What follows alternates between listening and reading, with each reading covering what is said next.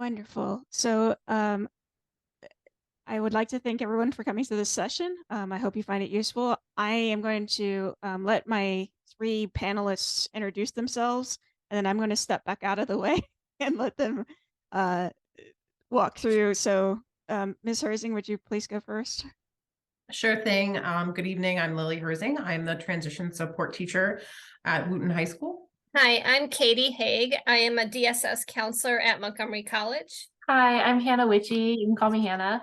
I'm a disability specialist at the University of Maryland. Wonderful. So our quick agenda for today is Ms. Herzing's going to walk through some of the services available and how the transition process kind of works. And then we have a few questions prepared for the two resources, and then we're going to open it up for anyone else to ask questions. So thank you. Thank you so much. And thank you again for helping to organize this. This is really great. So as I mentioned, my name is Lily Herzing. I'm the transition support teacher at Wooten High School. So my role is primarily to support students who receive special education services through IEP plans in thinking about and planning for their transition from high school to what's next. So really the main things that I do in my role is to help students to assess their interests and abilities in order to create their post-high school goals, help them to identify courses and experiences and programs while they're in high school that can align with those goals to help to prepare them. I also create and support students with transition-related activities. So really depending on what their goals are, what can we be doing now to help to prepare them for that big transition or in what's next? And also connecting students and caregivers with community agencies that might be able to help with transition services. So a big part of what we're going to talk about tonight and why we have our two representatives from MC and UMD here is transition resources primarily for our college-bound students. So really, when we're talking about that, I want to just give a brief overview of what that process looks like. And it's kind of what we refer to as the difference between entitlement and eligibility, especially for our IEP students. So while students are with us here in high school, they're entitled to those supports, those services that they receive through their IEP. So we as a school system are responsible for identifying students that need these supports, these services, and we're creating the individualized education programs for them. We're communicating as a team with the teachers. We're making sure that the teachers are aware, hey, there's going to be these students in your classroom have an IEP. These are the accommodations. There's a lot of work going on behind the scenes, and while students at times have to advocate for themselves and they have to, let teachers know that they're going to be using accommodations for certain things, really the majority of the time, those things are happening. Their accommodations are provided for them. Once a student exits high school, so once you graduate, that entitlement for those services will end, but students remain eligible for accommodations in post-secondary education. So the process for requesting those accommodations is very different than what we have in high school. So students are expected to do what we call self-identify. So students have to locate either the Office of Academic Support, Disability Support, Student Support, whatever it's called at the specific school that they're attending. It's called something a little different in different places. So you kind of just have to search out on their website what it's called at that specific school. So you have to contact that office, let them know that you're a student who had either an IEP or a 504 plan in high school and that you would like to request accommodations in post-secondary. So once you do that, you'll have to provide some documentation of your disability along with your application for services. And typically that's copies of educational, psychological reports, neuropsychological assessments, physician statements, anything, specialist statements, anything that you have that is supporting that disability and that impact on your education. So you can also submit a copy of your IEP or your 504 plan, and that's a really good guide for I'll let the specialists from UMD and MD or an MC talk about that a little bit more, but that's a good guide for them to see kind of what accommodations you were using in high school and what might be beneficial for you moving on. So once you do that initial self-identification process, you'll then meet with a representative from the Disability Service Office and talk to them about your disability, talk to them about the accommodations that you're requesting, how they kind of help you, how you're using them. And then if you are approved for those accommodations, you'll receive an accommodations letter. And a lot of times you can have the school share those, so you can sign a release. and have the school share those with your teachers, but by no means should that be like the only notification that teachers get of your accommodation. So students are expected to really kind of meet with their teachers, let them know about those accommodations, and then work together with the disability support office at their school to make sure that they're able to use those accommodations for things like testing and everything else. So I think I'm going to move on. So that was just kind of like a little bit of a brief overview, and we're going to get into a lot of that a little bit more, but I'm going to move on to some questions that we have. So the first question is, when should prospective students contact the Disability Support Office to begin the self-identification and accommodation request process? So this is a question that I get asked a lot by families, and this process does not start until a student has already been accepted to the school and they are getting ready to go. But I'm actually also going to turn it over because I think Hannah and Katie probably have a little bit more information. So Katie, if you want to go ahead and get started, what the best practice for MC is, and then we'll hear from Hannah. Okay, thank you. That was a very good overview of kind of the differences between high school and college. I feel like I have that conversation all the time. So good place to start. When should they? We have started to do some summer intakes and some fall. The fall intakes are just starting because registration opens on May 1st. So we are just now starting to meet with students.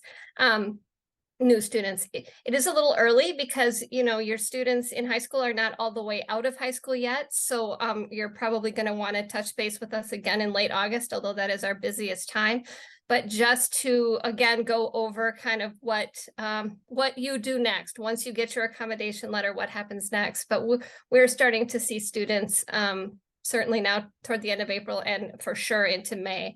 But we also see students all the way into the start of school. So if your student doesn't come in yet, they can certainly contact us in August or even after the classes start to get going on their disability part if they're running late. So yes, thank you for that introduction to the college versus high school, because that was really helpful. So I'm gonna split my answer into housing versus academic accommodations, because we do both of those things at University of Maryland, and they have a slightly different timeline. So the process to register for academic accommodations is to first complete our registration form, which you can find on our website. And if you just Google UMD ADS, that's what we're the Accessibility and Disability Service at UMD. So if you Google that, you'll be able to find our webpage. And you'll find our registration application. So this is where the student describes, you know, these are the challenges that I experience. Maybe they'll talk about accommodations that they've received previously. These are, you know, the accommodations that I'm hoping for. And then they will upload any documentation, which might include, you know, evaluations, 504 plans. And then we also have our own forms, which may or may not need to be completed depending on the disability. And that information is on our website as well. So that part you can go ahead and do now. You can do that anytime. And just like Katie mentioned, you know, even when it's during the semester as well, though it's, I always recommend that students get everything set up ahead of time. That's always best. So you can go ahead and do that now. Once you have completed that, you'll need to call our front desk to set up a registration appointment with myself or one of my colleagues. Now, those registration appointments, we are not seeing incoming students until after our final exam period, just because we want to save those spots for our current students who are, you know, might be struggling leading up to exams. So our exam period ends May 19th. So after May 19th, you'll be able to schedule an appointment. I do recommend scheduling an appointment earlier in the summer, or once it gets to be August, September, we're very, very busy, and we have longer wait times. So I definitely recommend, you know, scheduling in May, June, July. Now, when it comes to housing accommodations, that process is different than our academic process. You do need to complete that registration form if you haven't for academic accommodations. And then you fill out specific documentation. And then at that point, a counselor may or may be able to just send you a decision at that point, or they may need to meet with you and they'll let you know. Best consideration date for housing is on June 16th. So I recommend going ahead and getting started if you are requesting housing accommodations. So does anyone have any questions about what I just said?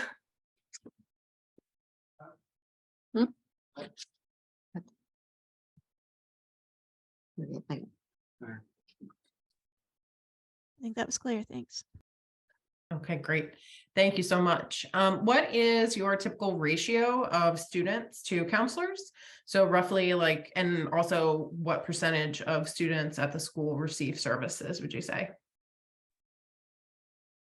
I actually don't know what percentage receives services. I probably should have asked somebody that today, but I didn't. I'm going to guess we have a lot more than UMD. Just sort of guessing there. Our ratio, that's actually a hard one. We just recently hired some new staff, so they're starting to get more numbers on their caseload. But some of us who have been around for a long time, I think I did 130 letters this spring, which is a lot for one counselor. So you can probably tell by that we don't keep track of you the same way your high school special ed person did. That's one of the differences, I think, between what Ms. Herzing was saying between entitlement and eligibility. We say access versus success, that, we don't give you accommodations to make you successful. We really hope for you to have success with them, but we give you accommodations to give you access to the curriculum. I don't know if that's a good answer, but I should have asked somebody who has the numbers. No, that's great. Thank you. I'm glad that you talked about access versus success, because that's definitely a big transition, I would say. But the ratio at UMD, we just expanded. So it is really hard for me to give a specific number, but I would say that I probably have a caseload of about 500 students. So that's a very rough guess. But some of those students, need a lot of support, and then some students, once they receive their accommodation letter, they don't need anything else from me. So it sounds like a bigger number than it is. And I would say about, and this is a rough guess, but about 10% of the school receives services with us. Great, thank you so much. And what are the most common services or accommodations provided to students at your school? I would say the two most common accommodations are probably extra time with testing and probably some note-taking or digital recording assistance. Those are probably the two most common. We have other accommodations, and again, I suspect this is the same at UMD. When a student has a disability, what we're really looking at is the disability and then the educational impact of that disability. So accommodations are decided based on the educational impact. So obviously a student who's deaf, they may or may not need extra time with tests, but they're going to need an interpreter to be in the room. But an interpreter is not going to be helpful for somebody with ADD, for example. So yes, and I'll reflect exactly what you just said. Testing, extra time on tests, and some kind of note-taking support, typically being able to record lectures. Those are our most common, and priority registration as well. And yes, everything that Katie just said, same at UMD. All right, so moving on, the next one is, how are professors notified that students receive accommodations? And is this something that students must do for themselves? At Montgomery College, yes, the student must do this for him or herself or for themselves. What happens is that after the student has met and done an intake with an academic or a disability support counselor, and we have documentation, then we do write up an accommodation letter. Excuse me, the accommodation letter comes from my office to the student's Montgomery College email account. Doesn't go to their Gmail, we don't do paper copies anymore. It doesn't go right to the professors. It goes to the student's email. And then it is the student's responsibility to pass it on to their professors. I generally recommend that they go to their professor's office hour with their accommodation so the professor can connect a face with the name and then talk to them about their accommodations. Similarly, at UMD, students are expected to provide their accommodation letter to their instructors. And the way that that happens is we have a portal. So once myself or one of my colleagues has programmed their accommodations in, they will automatically show up in the student's portal. During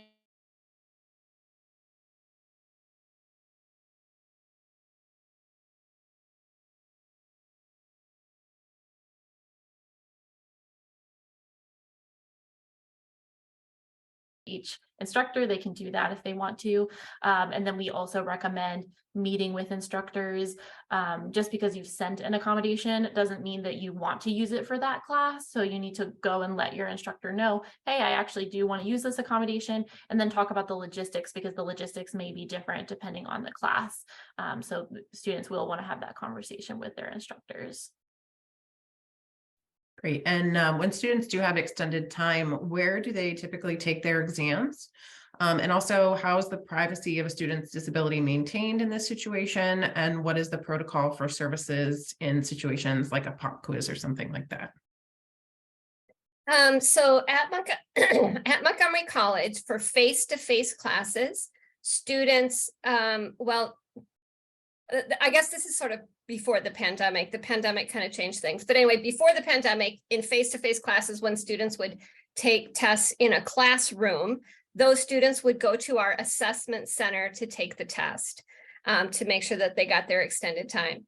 There's an assessment center on each of our 3 campuses. And so the assessment centers are still up and running, and many students do go to the assessment centers to take tests. Privacy is... The assessment centers are not through the Disability Support Center, and the assessment centers are used for other things as well. There's some classes where the teachers have the professors have the students take their tests in the assessment center anyway. The assessment center does other kinds of tests, the T's and that kind of thing, for some of our medical professional programs. So it's not just for students who use accommodations. So it's sort of an open center, so the privacy isn't really an issue. Pop quizzes, that's a little hard for us. We've had conversations with students and professors that if there's going to be a pop quiz, the student needs to have extra time. How do you want to work that out? And so sometimes the professor will give the student a heads up in advance, or they do the pop quizzes at the end and they stay late, or they will let the student know that they need to go to the assessment center to do the pop quiz. So I generally, we've had conversations with professors about how sometimes pop quizzes are difficult for students using extra time for testing, and are there other ways that they can do the assessment? Again, we don't make professors change their ways, but we do try to do some education around universal design if that's going to be particularly difficult. But I generally tell the student to please have a conversation with the professor, and if something is not smooth, to get the counselor involved so that we can figure out a way to make sure that the student gets the accommodation. I don't have to do this very often though. So again, I think there were more before the pandemic. Anyway, that's my answer. So at University of Maryland, we do have, so our disability office has a dedicated testing center. So some students will take their exam in their own classroom, and the instructor will have them come early or stay late. Or that maybe they'll have students with extra time test in, a separate room or something like that. But many instructors will have the students test in the ADS testing office. So if students are testing in the ADS testing office, everyone there will know that all the other students around them also have testing accommodations. And just to logistically implement extra time in the classroom, yes, other students may be aware that the student is coming early or staying late, though the student's disability information will always be confidential. The instructor doesn't even need to have that information, and there are different reasons why a student might be coming early or staying late, so that information would not be revealed. When it comes to pop quizzes, this doesn't come up a lot. They're a little tricky sometimes. It really depends on the pop quiz, because some pop quizzes are at the beginning of class or at the end of class, and it could be simple to just have the student come to the ADS testing office, or to test at another time, or maybe they're having the pop quiz at the beginning of class and then they're going to review the answers in class. That can be a little more complicated. And so in those situations when it comes up, and like I said, it's a rare instance, we'll work directly with the professor to come up with a plan, because maybe they can have the student, like, let the student know, like, hey, you're going to need to be here 5 minutes early today. And then the student would be aware that something was happening. Or maybe the instructor can, change up how they're, maybe they have the whole class come in at the same time and start the test at the same time, but students with extra time, continue their test and the rest of the students stop at that point. So there's some different ways how it could be implemented.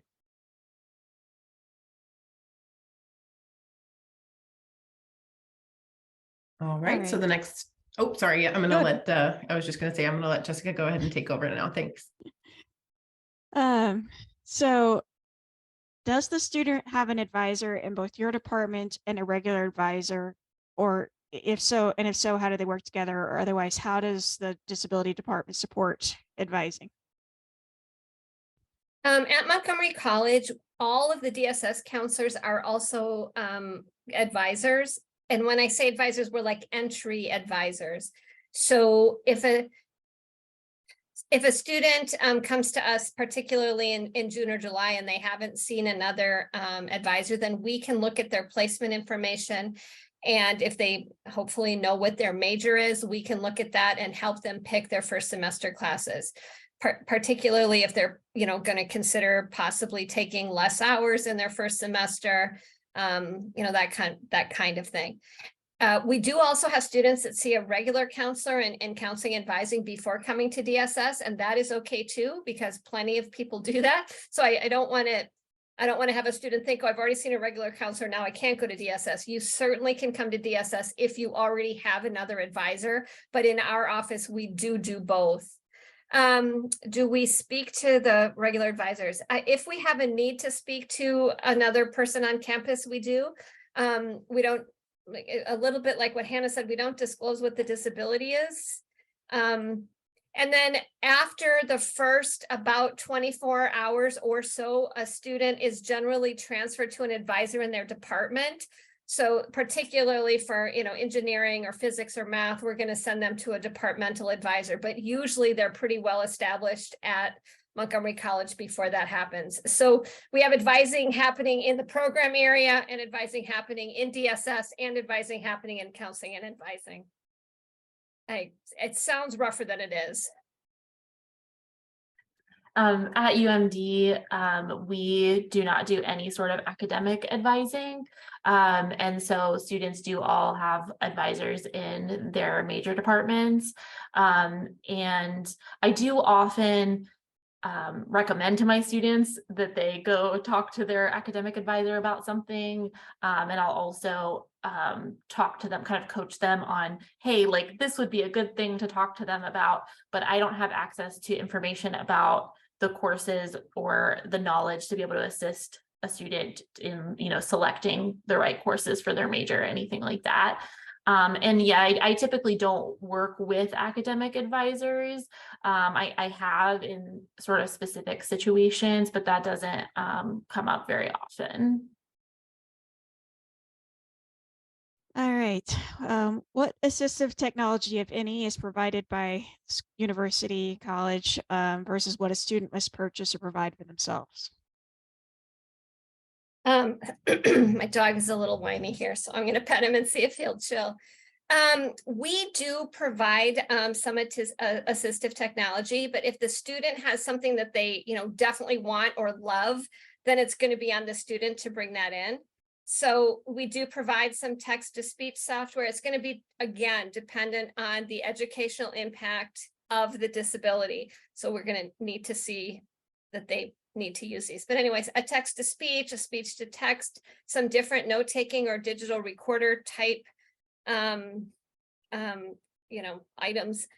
And in our DSS office at MC, we do have a dedicated professional who's our assistive technology coordinator.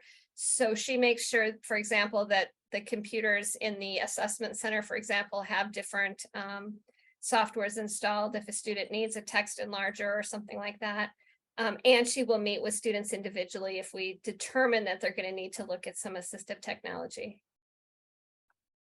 Oh, wait, was there another question with that? Oh, yeah. So, and again, if a student really likes a specific kind of a digital recorder or note-taking device, and I would say bring that with you. So you're not really forbidden from bringing your own in, but you're also not able to tell us what to purchase for you, because that's not really how it works. We have to give you access, not give you this specific note-taking app that you want.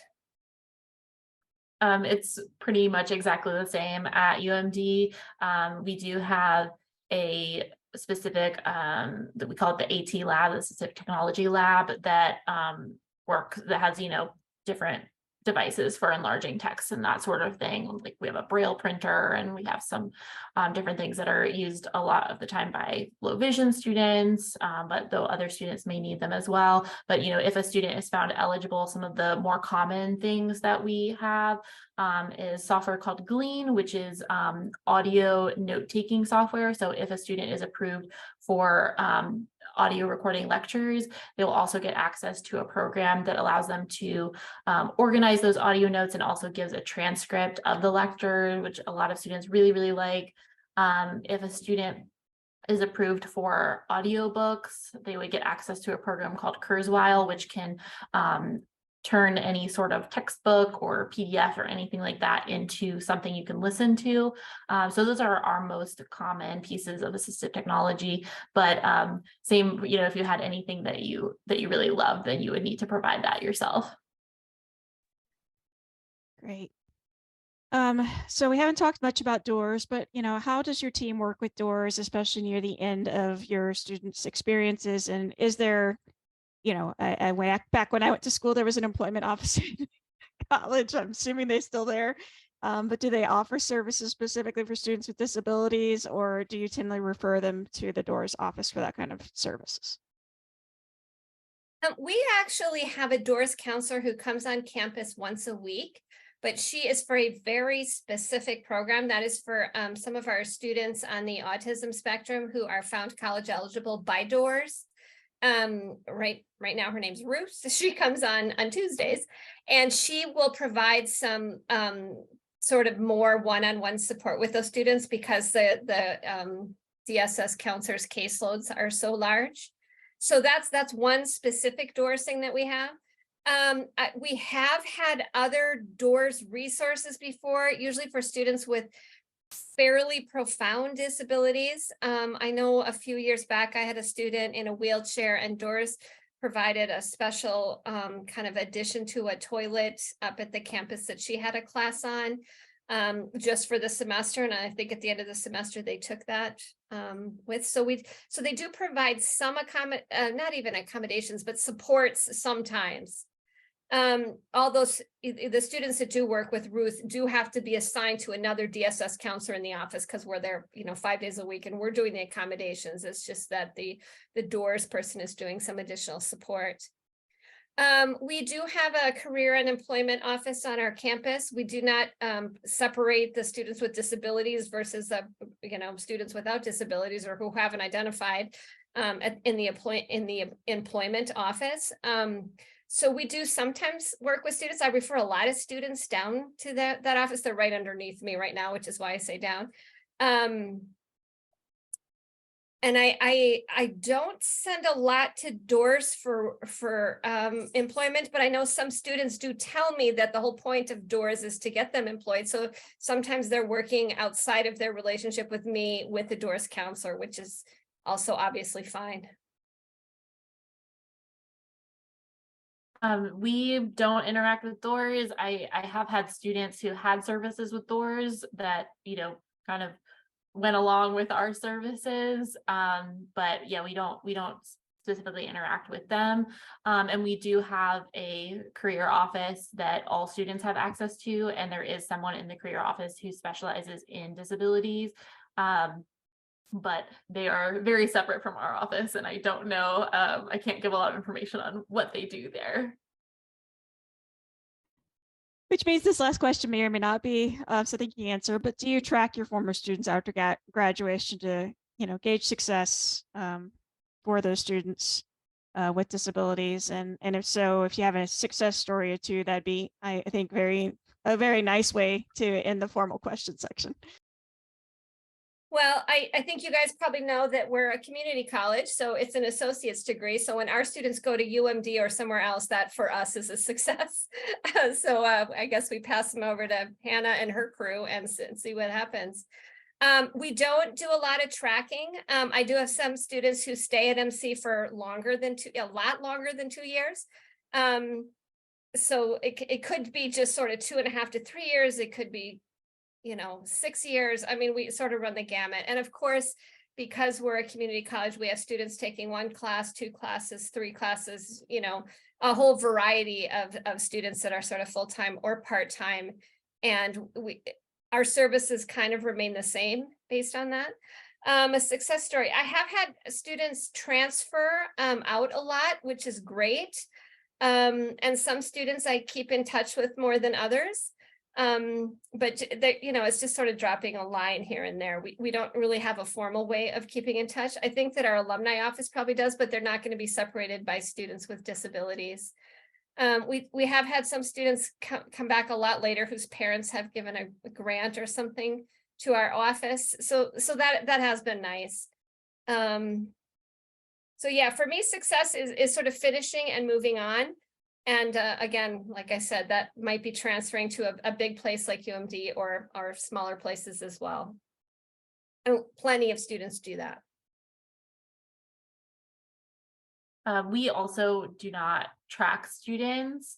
And so I'm not able to to answer this question directly, but I can say that, I've had students who were not receiving accommodations, and then they came to our office, and they were struggling, maybe they were failing, they were on academic probation, and then they came to our office and received the supports that they needed, and then all of a sudden they're doing just fine, and they're doing really well, and they're getting the success that they wanted and that they were able to achieve. And so it's been really rewarding to see that in our students. Yeah, I want to second that. I have plenty of students that after high school would rather not use accommodations. And like Ms. Herzing said earlier, they do need to self-identify. We don't make anybody I always say we don't make anybody do anything. That's not quite true. Occasionally we might make somebody do something, but for the most part, students really do need to self-identify. So we too, after a first semester, if a student has not been using their accommodations and they're adjusting to how quickly the courses go, and they may finally say, okay, I'm going to go see somebody in DSS, that it can be a turning point for them. And it's not uncommon, even for students who use accommodations, to have an adjustment period right at the beginning. I mean, and I tell students that classes generally go about double the speed that they go in high school. And your face time with the professor goes down compared to high school, but the amount of work that you're responsible for goes up. So it's this inverse relationship, and it takes some getting used to. So patience with yourself, and for moms and dads, your role is going to really turn more into being a coach, an advisor, because we generally don't talk to parents. I talk to parents a lot. I am a parent. I had kids go through MCPS, and I know the struggles. I had one kid with an IEP, and if a student brings his or her parent to the meeting, I'm happy for the student to have another set of ears, but I'm going to talk to the student, because he or she has to be in the driver's seat at the college level. They have to be the one who talks to the professors. Occasionally I have professors call and say, Johnny's mom called, what do I do? And I said, it's up to you. You don't have to talk to Johnny's mom unless she's a student in your class. You don't have to do that. And so I feel like that's changed a little bit in the years that I've been at MC, where a lot more parents are are reaching out. And I've had some parents say, well, my student can't talk to a professor. Well, that's what we need to work on first then before they're taking college level classes, if they're not able to have a conversation with their professor. And I know that sounds harsh. We do help students do some advocacy, but the student really needs to be in the driver's seat at the college level. I'm sure it's even more so at UMD. Yes, definitely. I'll echo all of that. Definitely. So those were the prepared questions we had. I'd like to open it up. If anyone in the audience has questions, please feel free to either type them into the chat or raise your hand and join the conversation. Or Ms. Herzing, if anything that came up triggered a question for you, please feel free. But I'd like to give everyone else an opportunity to ask questions besides what we thought of.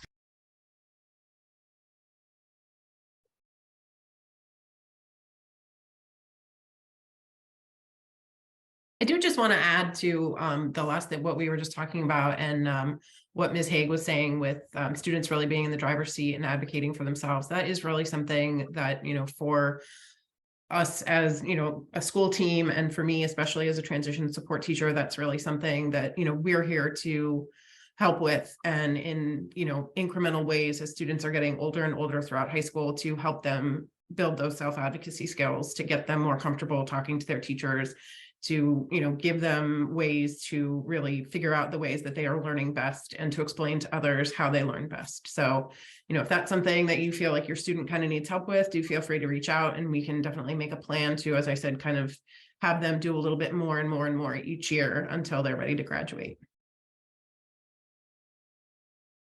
I can talk just a tiny bit more if you guys are. I don't know if anybody needs to hear this or not, but a question that comes up over and over and over, which is why I'll say it in this forum, is that in MCPS, my understanding is that extra time on tests and extra time on assignments are one in the same accommodation. So at Montgomery College, those are two very different accommodations. Again, extra time on tests, probably the most common accommodation that we have. Extended deadlines, probably the least common accommodation that we have, and those are not the same accommodations at the college level. So to qualify for extended deadlines, we're going to ask for a little bit more documentation than we would for extra time on tests. Usually it's a disability that is cyclical in nature, that acts up in such a way that is unpredictable, where the student is literally not able to work on homework, for example, that night. And so that's why they can't turn their assignment in the next day. It's a tricky and slightly messy accommodation at the college level.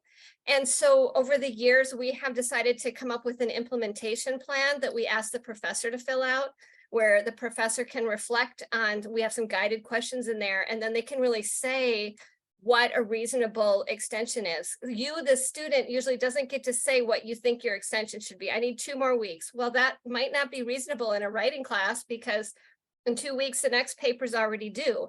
So your extension could be a very tiny extension of 6 hours, maybe overnight, maybe by the next time the class meets. It really depends on the professor and what's sort of reasonable in their particular class. But all that said, least common accommodation, most students who say, no, I had this in high school for, and I haven't changed and I still need it. And so my retort back is like, you haven't changed, but what changed is the law. You were in a K through 12 system. They had certain, the IEP was set up for you. It was based on a whole different set of laws than happens now at the college level.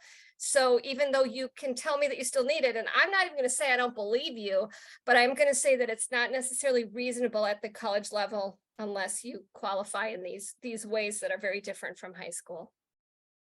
Yeah, I'm glad that you said that. It's the same thing at UMD. It is, I would say extended due dates is one of our most requested accommodations, and one of the ones that we do approve very rarely. And same thing, something that is like really periodic, you have periodic flares and it's severe, It might be approved. Because for most people who are requesting it, it's because maybe their disability makes them take longer on assignments just all the time than other people. And if it makes you longer to do an assignment, then when we've given you an extensions and now you're just behind all the time and we haven't helped you at all. And so when it takes you longer to do an assignment, essentially what you need is to, we need to create more time in the semester, and we can't do that. As the disability office, we can't extend the semester. So in those instances, I say, maybe think about taking fewer classes and extending your timeline for how long you're going to be in school, or think about taking summer or winter classes. We can sometimes approve an accommodation for reduced course load so that you can still be considered a full-time student, but be taking fewer classes. But that's the only way we can create more time for you in the semester.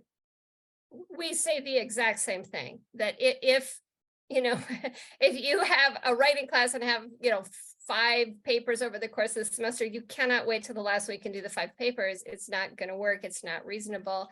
It's not going to help you. And so if you need more time, then it's going to be best to take a reduced course load and concentrate on those deadlines, because it's the same thing. That's nice to hear. Thank you. Yes, I'm glad we're on the same page. Right. Yeah, Same that set is of really laws. great information. Thank you so much. Would you say there are any other really major differences in any of the common accommodations? I know that you had mentioned that the notes and outlines was a big one as well. Do you ever find that there's a lot of big differences between how that accommodation is provided? That varies a lot at Montgomery College. And for me, since the pandemic, I have really been advocating for students to use certain kinds of note-taking apps. We're a Microsoft school, so all students have access to OneNote. So I usually give them a spiel on OneNote. That's also not the most robust note-taking app out there. So then I, suggest that they talk to Jillian, who's our adaptive technology person, about some of the different kinds of note-taking apps. Not all note-taking apps are great for all students. So there's a learning curve with the Smart Pen and some of that kind of thing. So, and before the pandemic, and I would say even now, we also do have an accommodation, or we have a note-taking thing where if the professor doesn't provide PowerPoints, and if a student for whatever reason isn't real tech friendly, they can request to get a copy of another student's notes. Those are as good as that student's notes. And so that one can be a little bit messy too. So that's one of the reasons that I've been kind of pushing the digital recording. The thing, or the note-taking apps, the thing is, the student himself or herself is responsible for kind of asking for that accommodation and then setting it up. If they want a note taker and do not, aren't able to find one and don't come back and communicate with us, well, then we don't help. Occasionally a professor will call me and then we can get involved. But the student needs to be in the driver's seat in terms of communicating what is happening and what is not happening, because we do not manage each student's sort of caseload and how they're using their accommodations. We do not do that. So unless they include us on what's going on, we don't know. So again, you as the parent of the student are going to encourage your student to talk to people on campus, talk to their professor, talk to their DSS counselor to make sure that they're getting what they need.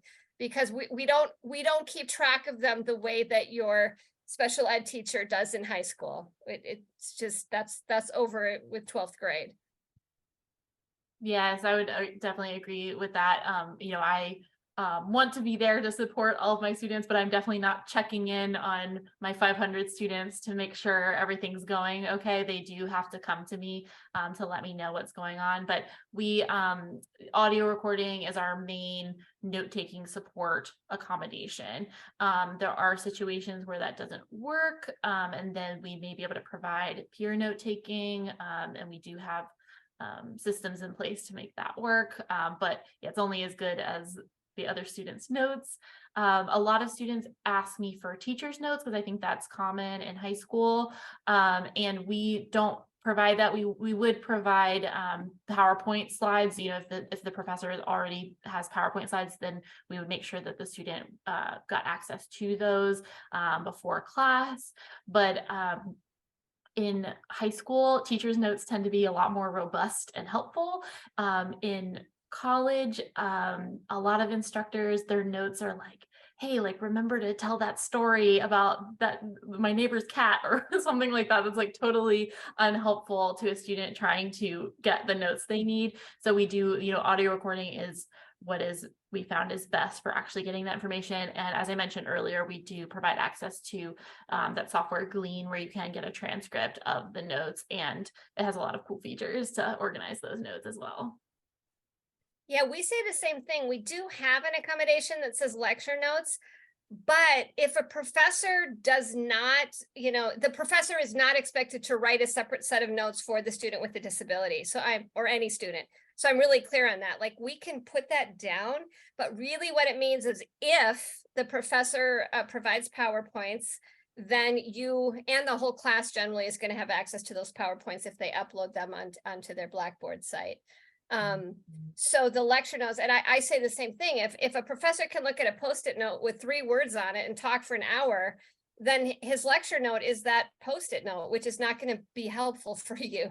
So it's at the college level, it's usually not the best accommodation, the lecture notes or the teacher's notes. But yeah, we have the same conversation.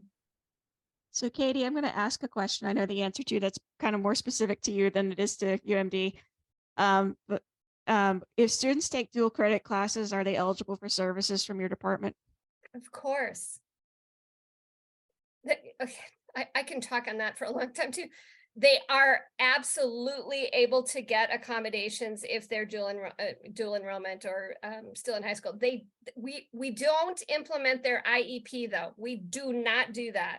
We do the college level accommodations. So we might meet with them. We might use their IEP for documentation. We're going to do the same kind of intake we do with a typical student, but then they're going to use, if they use extra time, they'll do it in the assessment center. So they will be treated like a college student by DSS, use college level accommodations, but they are absolutely eligible to come and talk to somebody and use those if they're still enrolled in high school. Thank you.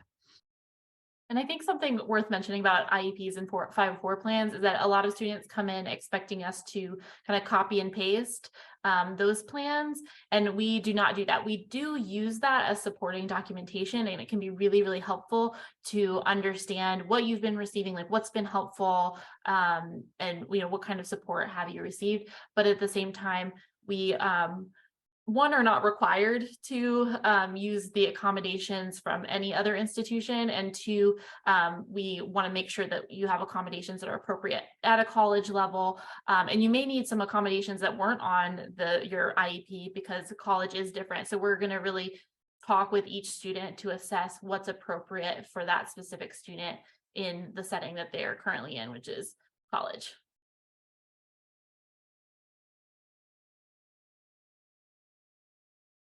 I'm not seeing any questions, which is unusual for our audience. Usually they jump right in and ask a lot of questions. So I'm going to give everybody one last chance. Otherwise, we can certainly end the session early. I know that we've pulled a lot of information from our 3 panelists, and I really appreciate your time. We at DSS at Montgomery College are going to have an information night for high school students on May 10th. And we just got the flyer today. So there is information on our website if you go to Montgomery College and look up DSS or disability support. So we have a PowerPoint that we're going to go through and talk about the documentation and that kind of thing. It's going to be marketed to MCPS. So feel free to attend that if you want additional information. And then again, at some point, your student will meet with somebody individually if they decide to come to MC.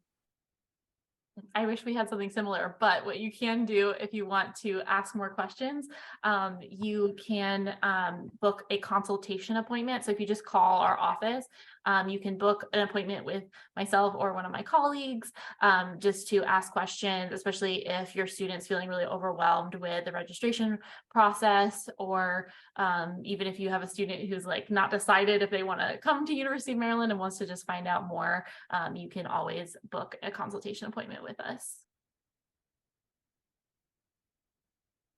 Wonderful. I have one please. question. Is it okay to ask? Of course, please. I remember I remember someone, if not both of you, mentioning about the decreased workload, but kind of like still considered a full-time student. Can somebody expand on that? I just want to understand the context of that. Like, what does that look like? Instead of taking 12 credits, a student might take 9 credits or 3 classes versus 4. Can somebody just elaborate on that part for me? Yes, absolutely. So to be a full-time student, you need to be taking at least 12 credit hours, but at UMD, this accommodation allows you to take between 6 and 11 credit hours. And it doesn't reduce the number of classes you need to take to graduate. So that's an important thing to note. You still need to take the same number of classes, so it can mess up your ideal timeline or make it so you have to squeeze in those credits elsewhere, like during summer. But it will allow you to have the privileges of having of being a full-time student. For example, being able to live in a dorm room, that's a big one. And while I cannot promise, because I would be telling you something that another office is going to do, but so I can't promise this, but it typically allows students to keep any financial aid or scholarships that require full-time status. So once again, I can't guarantee that, but I've had students with this accommodation who are successful in keeping those things. If you don't want to live in a dorm and you don't have financial aid, you can just pay per credit hour and you don't need the accommodation. And I would, ours is sort of similar. We don't use the term decreased workload because that to me comes right off the IEP, and that is not considered reasonable. So like if a student only had to do the odd problems in a calculus class because they were such a slow worker, that is not considered reasonable at the college level. So they will be expected to do all the problems. Now, occasionally I do get students who are like, it just takes me too long. And then I say, well, let's look at your syllabus. What is the grade for homework versus the grade for tests? And you can decide if you don't want to do it or you do want to do it, but to not do it, has consequences, and it's not an accommodation to give you less work than your neighbor, even though that is an accommodation that comes out of high school. But I think what you're talking about is what Hannah mentioned, which is being considered a full-time student with less hours. Our office has been known to write letters saying, please consider this student to be a full-time student if he's taken between 7 and 11 hours. I think that's what ours says, that they might use for their health insurance, for their parents' insurance, and that kind of thing. It's the same thing that you were saying, Hannah. I just wanted to be clear about that decreased workload, because that's a phrase that we don't take on. Yes, I'm glad you mentioned that. Same here. I think I'm going to go with accidental. So thank you, Katie. Thank you, Hannah. Thank you, Ms. Herzing, for your time. Thank you for all the wonderful answers to your questions and the contact information if we do have further questions. I will talk to, I don't have the right to say what's going to be in our advertised in our information, but I'm certain that Mr. Nelson and Brian are both here, so we could possibly advertise the session that Montgomery College is going to have for MCPS students with disabilities to reach out and learn about some opportunities at MC through one of our programs, but at least put that out there. And we will certainly look forward to working with you going forward. And thank you again for your time on a Tuesday evening. You're welcome. Thank you so much for having us, and thank you guys for all the information. Yeah, thank you, everyone. I appreciate your time tonight. Have a great night, everyone. Thank you. Thank you. Take care.